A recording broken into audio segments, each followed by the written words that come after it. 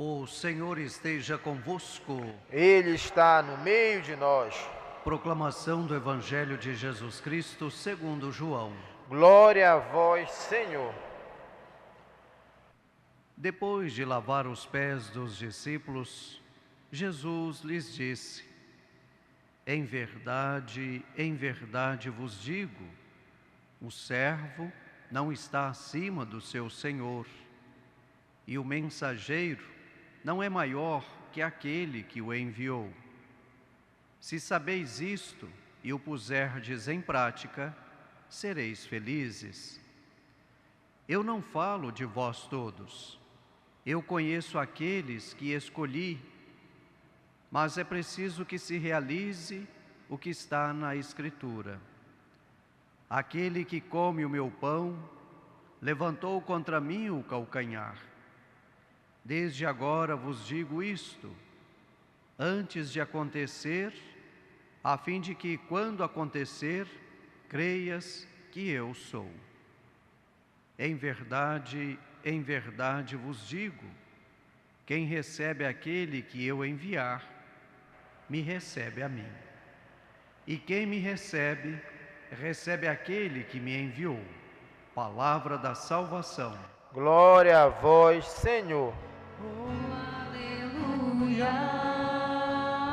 aleluia, aleluia. Salve a palavra do Senhor. Que as palavras do Santo Evangelho cancelem todos os nossos pecados. Amém.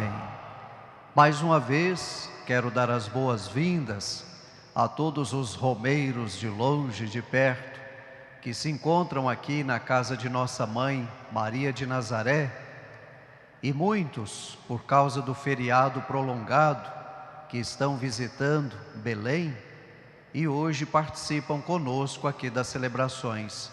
Pessoas que vieram do interior do estado, mas também pessoas que vieram de outros lugares do nosso Brasil. Sejam todos bem-vindos, bem-vindas, e que vocês possam alcançar a graça de Deus que tanto vocês estão buscando. E também quero dar as boas-vindas para você que nos acompanha através da TV Nazaré e também através da Rádio Web Basílica, a qual pode ser sintonizada através do portal basilicadenazaré.com.br.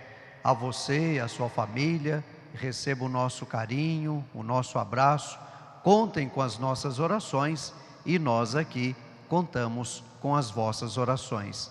Desde já, que Deus, na sua infinita bondade e misericórdia, abençoe a você e também a sua família. Irmãos e irmãs, as leituras de hoje nos mostram o poder da palavra de Deus. Vimos na primeira leitura o apóstolo Paulo, que está fazendo o seu primeiro sermão. E é interessante notar a força do Espírito Santo agindo na pessoa de Paulo. A partir do capítulo 13, São Lucas começa a dedicar todo o seu escrito praticamente ao apóstolo Paulo. Por isso que esta parte do texto é chamada de Atos de Paulo. O apóstolo Paulo, que está na sinagoga pregando para judeus da diáspora, judeus convertidos, e depois ele vai pregar para os pagãos. E é interessante notar a pregação do apóstolo Paulo, porque ele faz todo um resumo do Antigo Testamento. Ele faz um resumo de toda a história da salvação até chegar em Cristo Jesus. É interessante comparar o capítulo 13, que nós lemos hoje, com o capítulo 10, também dos Atos dos Apóstolos. No capítulo 10, vimos o discurso de Pedro, e hoje no capítulo 13, o discurso de Paulo. E os dois tem uma única ideia-chave: a salvação. A salvação que vem de Cristo Jesus. A salvação que começa em Cristo Jesus e se estende a cada um de nós. Nós precisamos abrir os nossos corações, abrir a nossa vida para acolhermos esta salvação. E no Evangelho, Jesus nos mostra o caminho de como acolher esta salvação. Nós precisamos colocar em prática a chamada mãe de todas as virtudes, a humildade.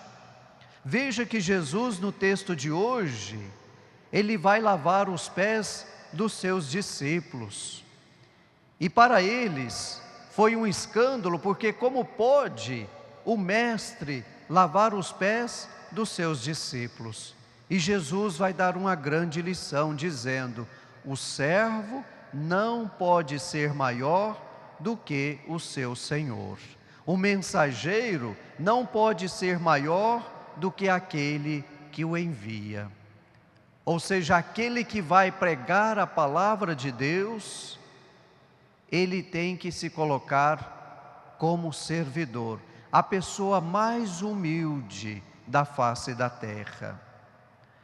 Quantas pessoas que usam a palavra de Deus para se sobrepor aos demais. Pessoas que fazem parte de pastorais, pessoas que ocupam determinadas funções, seja dentro da igreja ou seja no poder público. E estas pessoas que estão ali para servir, não para serem servidas. E muitas das vezes elas não usam desta humildade. Ser humilde, ser atencioso, se preocupar com os gestos. E o maior dos gestos é a atenção, o carinho, a maneira de receber o outro.